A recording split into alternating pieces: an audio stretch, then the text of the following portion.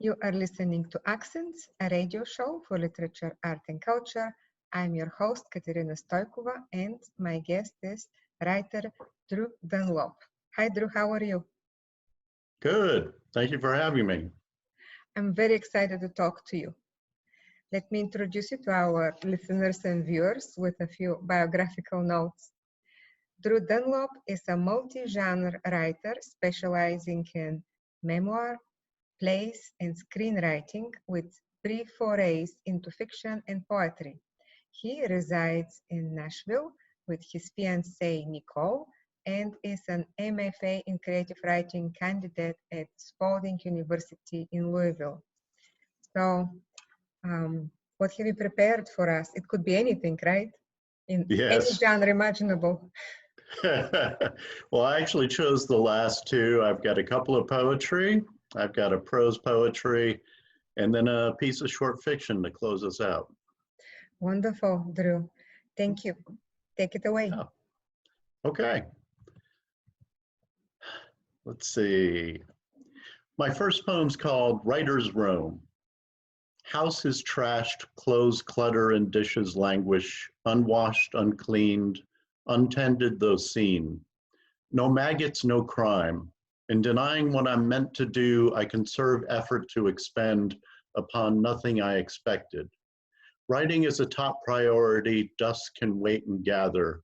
While writing wanes and words flee, priorities change and ebbs challenge of flow. Video killed the radio star, the restless maestro, the writing bard. Social impact through social media. Text replace writing, selfies replace books, comments replace poems, posts replace prose. The instrument man and the lyrical woman exchange no music, just points of view. Him liberal, her not. The rhythm of the hate hates to be replaced by the beat of love, which would lovingly replace hate's loud rage with raging love, but the music is unwritten, left unsung. The fruits of their work are forever unwon. Writer's reward. The author suffers at the flailing of the procrastinating mind. Lashes come across her efforts and she sees no reward for industry. Will it pay? She wonders. Absence of certainty feeds absence of effort. Which will come alive first, claim the heart once more of the aspiring artist, whose hopes have been placed in the reward of the art she loves, yet love fails in the application when thoughts are on compensation. Seeds lie unwatered and falter just when baby sprouts almost tasted birth, the shell of the seed barely cracked, letting in enough of the world for inspiration, but spurning much of what it sees as Philistines who provide a ready excuse for lethargy. The world will not thank the work with unbridled attention, praising her beneficence and the accompanying contribution to humanity. No, the world is sightless to the transformation of soul, of vision, of feeling within. They will not shower diamonds or gold or simply dollars at her feet left without the merciful touches of the adorers. Long ago unafflicted with the transformation of soul, of vision, of feeling within. Because the page waits empty in thirst for her verse, for worlds manifested, with care and carelessness, each in the measure which is resulted by her patience, her skill, her release of warranted and unwarranted ego and bravado. The world will receive a great reward from her efforts if she stays in diligence, but she fears obscurity may thwart its notice of her progeny that is birthed on the page, which grows to maturity through nurturing and correction like any loved child. Will it crouch before said world in the posture of those hidden behind the words of thousands of others whose children are stronger, born to parents of greater breeding or ones of greater instinct, who will fill the chasm between tellers and tolds along with other adept parents, and who enchant the tolds who are graced with acuity. So perhaps her work will lie still and fearful of standing, and hope for favor from those of lesser advantage who want her child, with its simple cadence and imagery and message. For even if the adorers be those of a duller sort, They'll be of a kinder kind, and her feet will know their favoring touch, producing a cacophony of sounds and sights which require discerning eyes and ears to parse out her art and bear witness and judgment on its merits. Favorable verdicts will create rewards or not, while she is alive or not. Unfavorable verdicts will create a need for solace, for restirring, the creative murmurs which nudge her hands to shape once more a work which will this time find hope. Witty seem them all. Witty are all the characters, the play Another Parade, of men and women held by hate but striving for unrelenting love. There walks amongst them a crisis, or perhaps two, maybe three, bringing us all into the fold of the emotional toll on them all and the toil exerted to overcome. Bravo, say those who get the plot, the message the author tries to convey.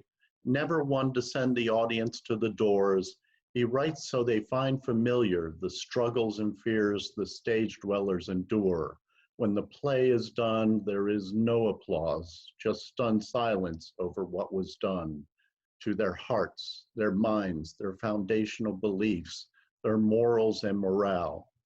Then the applause comes, or perhaps does not, but the fact that he has touched them all gives meaning to his efforts, his thoughts, all crafting and nurturing the play and the playwright as well. My friend Saul. The sun brought the rains to a halt and signaled the end of flooding. The torrents of water brought pain to the land of green, edged by the rocks of Doyster. The grasses stood mighty from the glut, though precarious their existence could be with the slightest of change in fate. A long sun-drenched drought could pummel them down and dry the land beneath, as each blade would awaken to a desperation, a call to arms to protect its life by sucking the dirt around it in search of ever-dwindling moisture, the last of it fought over by their neighbors as the grasses acknowledged their individual struggle, despite the camaraderie they shared in making plush the otherwise hardened ground. But it was another fate they were to endure, brought about by the abundance of water each blade enjoyed drawing from the rich soil, now without condemning its neighbors. Sean entered the pasture with a heart filled with benevolence as he begun a great act of malevolence. The grasses were too tall, and now the field was dry enough to give him steady footing as he sought to beat back the great benefit the waters had brought to these once thirsty blades, but which brought labor to him. As they pushed upward imperceptibly, he cut them down dramatically. Wish, wish, wish went the scythe blade, cruising through the air without hesitation until the very end of his stroke, slicing the grass blades with a calm elegance one might find at a ballet.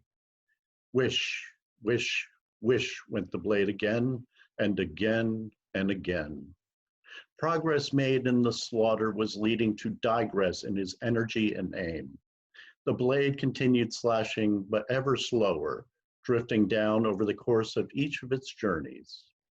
Though each sliver of grass was helpless on its own, the stand of them together brought a rising resistance amongst them and a rising reluctance within him. His face was becoming flush, his hands growing plump, and his back beginning to yield to fatigue. But most of all, the sweat. As the rains had done to the pasture, so too was the sweat doing to his body. The sun, which was his ally in halting the saturation of his fields, was also an enemy who had started the saturation of every part of him he had just come to appreciate being dry. The rain giveth and the sun giveth some more. The difference was that the rains grew the grass stronger and the sun grew him weaker. He prayed for the return of clouds that he had once wanted banished, just not the rains this time, he thought. But the clouds did not come, and his body had grown somewhat unseasoned to the labor after the many days he was unable to tend his land. He continued just enough longer that he could claim having waged a good fight, but not one moment more. He acquiesced to the power of the heat and went inside. His clothes came off readily, his desire to shed them exceeding his desire to be still and rest. Finding water to wash was easy, considering he had 2 barrels full and had put plenty in a wash basin before attacking his chore. He drenched himself with repeated swipes of a wetted cloth. These swipes were frantic and haphazard in the attempt to be relieved from the impact of Saul's unwavering gaze. Relief did come within a short time, and he collected the water back with another towel, which itself became soaked by the absorption of the rinse.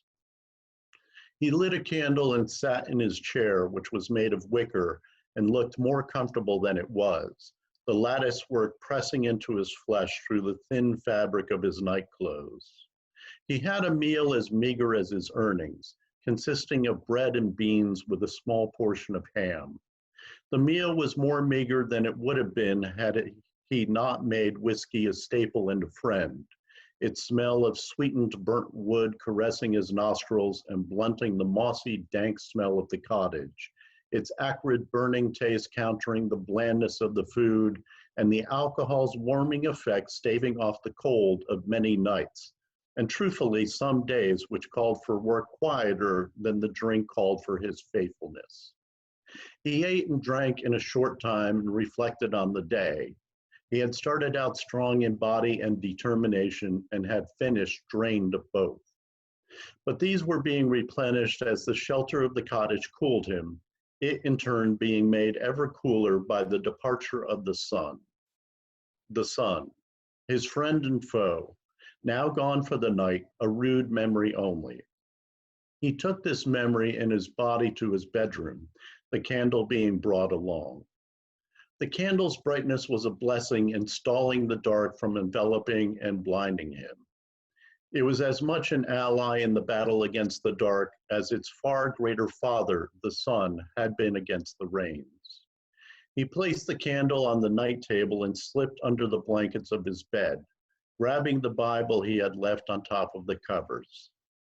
The candle was too far away on the night table to light the book enough for him to read, so he propped it on his headboard. He opened the book and read about miracles and blessings, slaughtered peoples, saved peoples, and peoples who seemingly were of no consequence. His eyes scanned the page with incessance. His palate consumed his whiskey with voraciousness. His bed absorbed his body with fondness. The stories began to blur, and his fatigue was causing him to need to reread several times, each time picking up enough more to entice him, but not enough for him to comprehend in completeness. He grew ever more tired as he consumed more and more whiskey. He was now not only reading the stories, but entering them, drifting into Egypt and Jerusalem and the deserts of Moses. He would snap back, but then find himself in Bethlehem and upon the Ark de Noah. Soon the stories captured him and drew him into a sustained dreaming brought upon by the whiskey and the results of the efforts of the day. The Bible fell into his lap and the pillow took the brunt of his head after the muscles of his neck faltered, then failed. His dreams grew restless, but his body did not. The former joined the latter after several minutes, and all grew still in the room, which would have been dark had it not been for the forgotten candle. It was burning at full strength in contrast to the complete lack of strength of his consciousness. The wax was sliding down the candle, favoring a descent down the front as it was leaning slightly forward. The accumulation at the base grew and eventually caused its balance to wane. It slid off and landed on the bed, its flame pressed against the pillow which neighbored the one upon which he was resting. The pillow began to smolder, the smoke smell being pushed away from him by the breeze coming through the window he opened earlier in the hopes of being cooled by the nip of the night's breeze. The smoldering grew to the melting of the feathers inside, then became flames. It grew into a contagion, the blanket now joining it. The mattress followed, and the fire was strong when it reached him. He awoke, alit, and screamed. The sobering effect of the pain was thwarted by the heaviness of the drink. He jumped out of the bed only to stumble and fall onto the floor. The bed's flames now reached the curtains and scorched the walls. He could only think to get to the basin, pour its water on him, and escape the burning which was slowly circling the room. He forgot he had poured out the sweat-tainted wash water after his cloth bath. He pushed himself up to run to it, but the flames made that too painful to accomplish, and he fell back to the floor short of the basin stand. The floor around him was being singed, but resisted the fire better than its brethren, the wall and ceiling above the bed, which were now in full flame. He lost consciousness, and the fire completed the job of ending his life, though it was not yet done with the cottage. The flames of one wall lit another, which in turn lit another, and that one another still. The fire of this room lit the next. Furniture burned, cabinets fell, and eventually the rafters gave way. The roof followed the rafters down and provided even more fuel for the inferno. The whole cottage was now tinder for the fire, the fuel of his body long past spent. Hissing and popping accompanied long living sparks being cast into the air, as if the fire were seeking liberation from the cottage's plight, which it itself had inflicted. The flames illuminated the fields he had been toiling in only hours before, caressing them with a dim orange warmth as though it were from the rays of a diminished sun that could only light the fields, not dry them. It was this way for most of the night. Then the grasses were replenished and the flames squelched by the rains that came just before dawn. Thank you.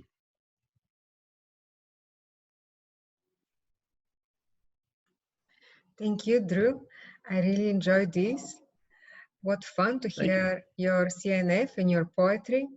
And I enjoyed the whole thing, but the thing that I'll remember, the bit that I'll remember for the rest of my life is no maggots, no crime, you know, in regards to dishes. Yeah. Yes. I'm going to use it. I'm going to quote you someplace, I'm sure, sooner rather than later. I think many writers have used that as, in some way, as their excuse for staying on the computer as opposed to getting to the kitchen. Yeah. Thank you so much for being with us. I appreciate you, and good luck with your writing, and have a wonderful week. Okay, thank you. You too. Bye. Bye.